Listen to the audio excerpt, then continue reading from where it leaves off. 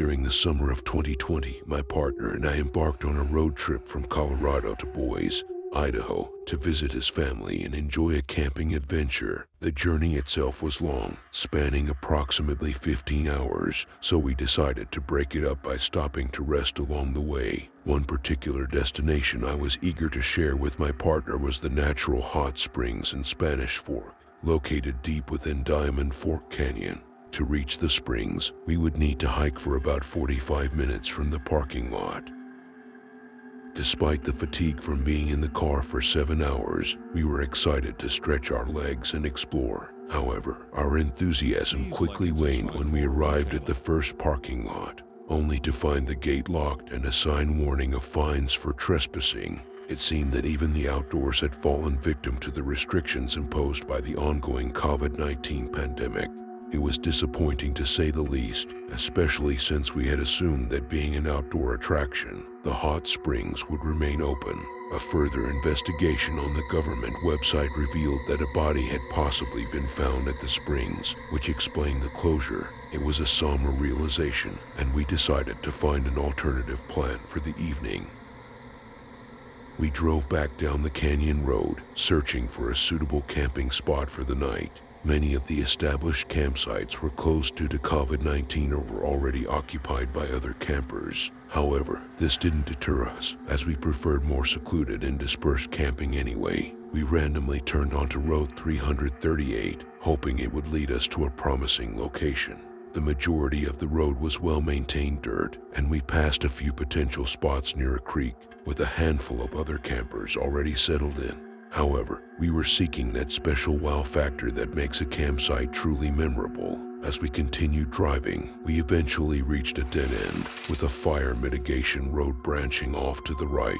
At this very spot, there was a peculiar boulder with an inscription, partially enclosed by a wooden fence. My curiosity got the best of me, and I felt compelled to investigate further. The inscription read, "Diamond Battle, June 20th, 1866. I was astounded. This was a memorial for a battle that had taken place right here, on this very ground.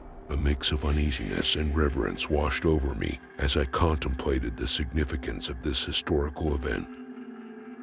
Although we ventured up the fire road in search of a suitable campsite, we were unable to find one that met our expectations. Disappointed but undeterred, we eventually settled on a spot by the small creek we had passed earlier. With darkness swiftly descending upon us, we efficiently set up our tent and started a fire. The sound of the creek provided a soothing backdrop, but an inexplicable feeling of unease washed over me. It's important to note that I am not typically a paranoid person, yet I couldn't shake this lingering sense of apprehension.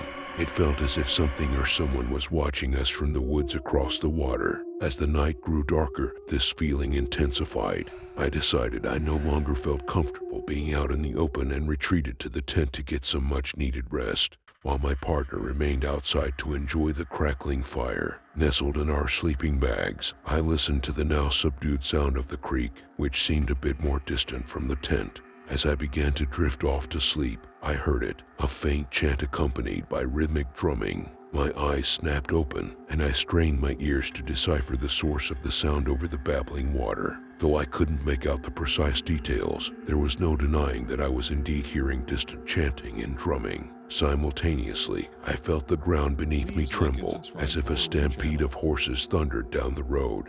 Just 100 feet away from our campsite, uncertain about whether to wake my partner, I couldn't shake the feeling that acknowledging these eerie sounds aloud would somehow make them more real, summoning an army of spirits from the surrounding trees. Before I could make a decision, exhaustion overcame me, and I slipped into a remarkably peaceful slumber. When morning arrived, we packed up our belongings, leaving no trace of our presence by Little Diamond Creek. Once we regained cell service, I conducted a Google search, delving into the memorial and the history of Diamond Fork, Utah. It turns out that a battle between the Utes and the Mormon militia had taken place in that very location, resulting in loss of life on the mountainside. Learning this information, I finally shared with my partner what I had heard the previous night before drifting off to sleep. I described the distant chanting, the rhythmic drumming, and the thundering horses, fearing that he might dismiss my account. However, to my surprise, he looked at me with disbelief and confirmed that he, too, had heard the exact same sounds. It was as if we had shared a hauntingly beautiful experience together. I can't help but believe that we were being watched over by the spirits of the Native Americans who had tragically lost their lives in that battle.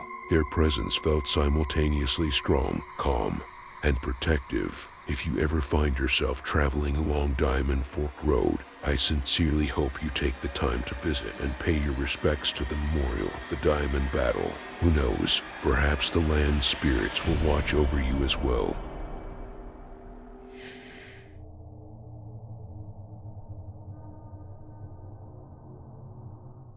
"10 years have passed since that chilling night, but the memory remains vivid in my mind. As I reflect on the events that unfolded, I can't help but shudder at the sinister encounter that still sends shivers down my spine. It all started on a typical evening, around 11 p.m., when I finished my shift at work. My initial plan was to swing by our local Walmart to pick up some groceries. Usually, I'm quite comfortable going anywhere alone, but on this particular night, something deep within me urged me to invite my friend to tag along. At 18 years old, I was a petite 5 feet tall, weighing just 105 pounds. Despite my small stature, I didn't scare easily and always made sure to carry pepper spray with me for added security. So, I called up my friend and asked her to accompany me. We met up, and together we entered the Walmart, starting our shopping trip innocently enough. As we strolled into the produce section, I couldn't shake the feeling that we were being watched. My eyes landed on a man who seemed to be in his 30s, around 5 and on the heavier side. He had a peculiar appearance, donning a Hawaiian shirt, and appeared to be of Hawaiian descent. His intense gaze sent chills down my spine, but I brushed off my unease, hoping it was merely my imagination playing tricks on me. While browsing the fresh produce, I couldn't shake the feeling that this man was fixated on us. He pretended to peruse bread, but it was evident he had ulterior motives, continually putting items back without any real interest. Sensing that something wasn't right, I decided to be cautious and kept an eye on him. Just as I turned my back momentarily to grab something, a male voice interrupted our shopping. "Hey, do you guys know of anywhere I can get food this late?" The man in question asked us, seemingly approaching innocently. Living in a city with around 50,000 people, it was odd for someone not to know about the late-night food options available. Right across from the Walmart, we had an open Applebee's and a nearby McDonald's, along with several other eateries. Trying to be helpful, I promptly mentioned these options to the man. But then he asked another question that raised my suspicions. "Well, what's fun to do around here?" It struck me as an odd inquiry for the late hour. With not much to do, especially during the night, I mentioned Applebee's and local bars as potential options. However, instead of accepting the information, he continued to probe, inquiring about our plans for the evening. Alarm bells started ringing in my head, and I knew it was time to create some distance. "We have to leave now," I replied firmly, not wanting to reveal any more information. The man offered a half-hearted apology, claiming that he didn't mean to be creepy, but I wasn't buying it. The situation had become increasingly unsettling, and my instincts were telling me to be on high alert. My friend and I continued our shopping, but I couldn't shake off the eerie feeling that this man was following us. As we maneuvered through the aisles, I decided to put my intuition to the test. I intentionally walked back and forth, keeping an eye on the man from a distance. Sure enough, he appeared on the other end of the aisle, pretending not to notice us, yet clearly shadowing our movements. My suspicions intensified, and I was convinced that we were being stalked. The man's nonchalant behavior only confirmed my fears. With my friend by my side, I decided to confront him directly, trying to gauge his intentions. "Can I help you with something?" I asked, trying to sound assertive but not confrontational. He seemed taken aback by my directness, stumbling over his words as he asked about the location of the milk aisle. His response only deepened my sense of unease. I answered his question and, without further hesitation, we swiftly made our way to the checkout. As we stood in line, my heart raced, and I couldn't shake the feeling of being watched.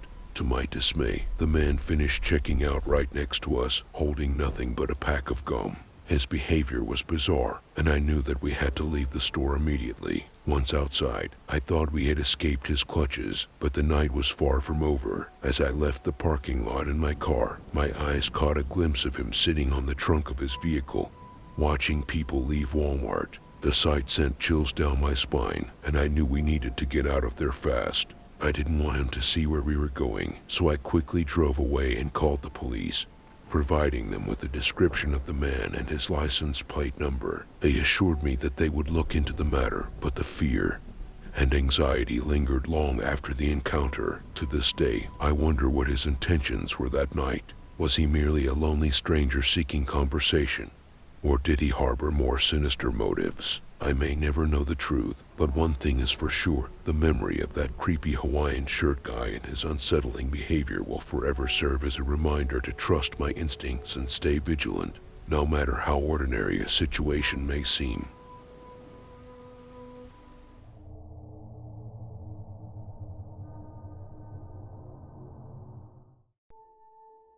Allow me to share a captivating story that unfolded in central Idaho during a crisp September in the midst of autumn. It was a season when bow hunters, drawn by the allure of mountain goats, ventured into the rugged mountains. This tale revolves around my cousin, a passionate hunter who, for the sake of this narrative, I'll call Vern. Vern's hunting escapades spanned the expanse of North America, from hunting bears in Alaska to tracking wild hogs in Texas, and even pursuing bighorn sheep in Wyoming. Yet, his heart was entwined with the Lemhi mountain range in central Idaho, a hunting ground cherished by our extended family for generations. With a profound knowledge of every nook and cranny, Vern and our family felt an intimate connection to those mountains. Mountain goats, intriguing creatures with their abode well above the tree line in treacherous rocky terrain, were Vern's quarry on this occasion. Their remarkable agility and ability to traverse near vertical slopes imbued the hunt with an extra layer of complexity. Pursuing such elusive creatures required navigating hazardous landscapes, demanding vigilance and precision. A single misstep on a rocky incline or a dislodged stone could lead to perilous consequences. Vern, however, was a seasoned expert in this realm, seemingly born to navigate the mountains with an uncanny intuition.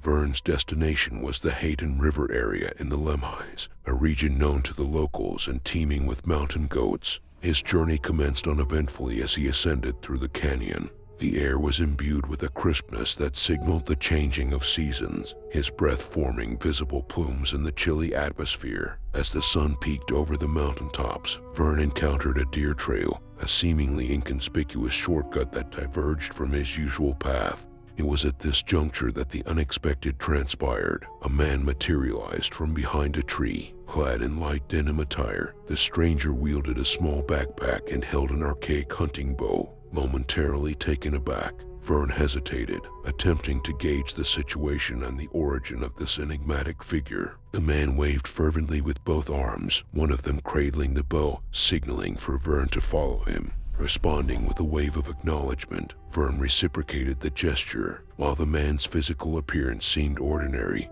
his emotional turmoil was unmistakable. Amidst indistinct cries, gestures, and frantic arm waving, the man's distress was palpable. The mutual acknowledgement between the two hunters set the stage for an unconventional alliance. Guided by a shared intent to provide aid, Vern embarked on a journey that led him deeper into the canyon, following this mysterious trailblazer. However, despite his pursuit, Vern found it nearly impossible to close the distance between them. The man maintained a careful distance, periodically halting to ensure Vern's continued pursuit. Each time their eyes met, Vern detected a deep-seated anxiety etched into the man's countenance, prompting him to press forward in solidarity. The juxtaposition of familiarity and bewilderment weighed on Vern's mind as he traversed the landscape. Absent of any vehicles at the trailhead, Vern puzzled over the stranger's possible route. Could he have traversed an alternate ridge? Speculation filled the air as Vern grappled with the enigma of the man's motives. Could he be guiding Vern towards an injured companion from his hunting party? While uncertainty lingered, the overarching sense of camaraderie overshadowed any concerns. Upon a twist in the trail, the man vanished from Vern's sight, lost amidst the canyon's rugged terrain. A steep, rocky talus slope lay ahead, a formidable passage that defied the limits of navigation. A distant whistle pierced the air, and Vern's eyes were drawn upward. There stood the stranger, now nearly 500 feet above, waving urgently. The impossible ascent within the span of Vern's momentary loss of sight defied logic. Despite the physical demands, Vern's determination remained steadfast as he embarked on a slow, arduous climb. Every step threatened to dislodge stones, and the thin air taxed his breathing, yet Vern persisted. After what felt like an eternity, Vern found himself on a small landing, his energy drained from the relentless climb. Gazing around, he searched for the man who had led him on this remarkable journey, but the stranger had vanished. The landing, a solitary outcropping of rock, unveiled a puzzling sight: weathered boots, weathered bones, and an aura of serenity resting his weary form. Vern examined the skeletal remains, each piece of the puzzle provoking introspection. Resolute in his quest for answers, Vern marked the coordinates on his GPS before descending to alert the authorities. The Lemhi County Sheriff's Office arrived to inspect the site, and their efforts culminated in the movement of a massive boulder concealing the remain. There, amidst the rocks, the identity of the man was unveiled: a long-lost bow hunter who had disappeared some 53 years earlier. Vern's selfless resolve to keep his identity hidden from the public and the missing hunter's family epitomizes the essence of his character. Recognition was inconsequential; the closure for the family was paramount. As the truth unfolded, Vern couldn't shake off the lingering mystery surrounding the man who guided him. The evocative image of the waving stranger, his emotional distress and sudden disappearance, played like a haunting melody in Vern's mind. Although Vern had mentioned the man to the sheriff, it was a detail that remained unexplained. It was only with the release of news reports and the publication of the man's photos that the puzzle found its missing piece. The wave of recognition that washed over Vern upon seeing those images was overwhelming. The stranger who had led him, who had sought his aid, was the very same bow hunter whose remains he had discovered. In the end, Vern's role in reuniting the long-lost hunter with his family was a testament to the inexplicable connections woven through the tapestry of life. The story stands as a testament to the mysteries that lie within the mountain ranges, waiting to be unveiled through the unlikeliest of alliances.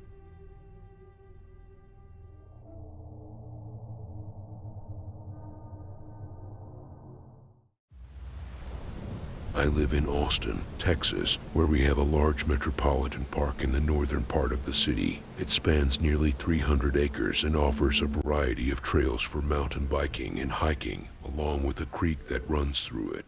I'm a regular visitor to this park and had never experienced anything out of the ordinary until recently. 2 days ago, on June 7th, 2023, I decided to take my 4 kids on a hiking adventure along one of the park's trails. We arrived at the trailhead around 4 p.m. and began our hike. The trail took us across 3 bridges, each about half a mile apart. Our plan was to reach a specific spot before turning back. During our hike, we encountered a few mountain bikers passing by, but nothing unusual. As we made our way back, crossing the second bridge, something strange happened. My kids, all under the age of 10, and I clearly heard a female voice from beneath the bridge saying, "Hi, my dear, come over here." It happened twice, and each time, we stopped in our tracks, exchanging bewildered looks. My 9-year-old daughter even asked, "Mom, did you hear that? What was that?" My 3-year-old looked at me with a puzzled expression. There was no one in sight, and when I checked under the bridge, I couldn't see anyone either, but I could hear some rustling. Then, a few seconds later, we heard the voice again, repeating the same phrase. It had an almost robotic quality. This happened about an hour into our hike, around 5 to 5:15 p.m. At that point, we all started walking swiftly towards the trailhead in silence. The incident had spooked us, and no one uttered a word. I remained calm because I always carry a concealed weapon for self-defense, but the encounter had definitely unsettled me and the kids. Near the trailhead, there's a playground, and when I asked if they wanted to play there, my kids responded simultaneously, and without hesitation, "No, let's just go straight home." Considering the location in Austin, it's possible that it could have been a vagrant camping in the park, as that's not uncommon. However, whether it was a drug-affected person or something supernatural, it was undeniably creepy. We were all thoroughly spooked by the experience.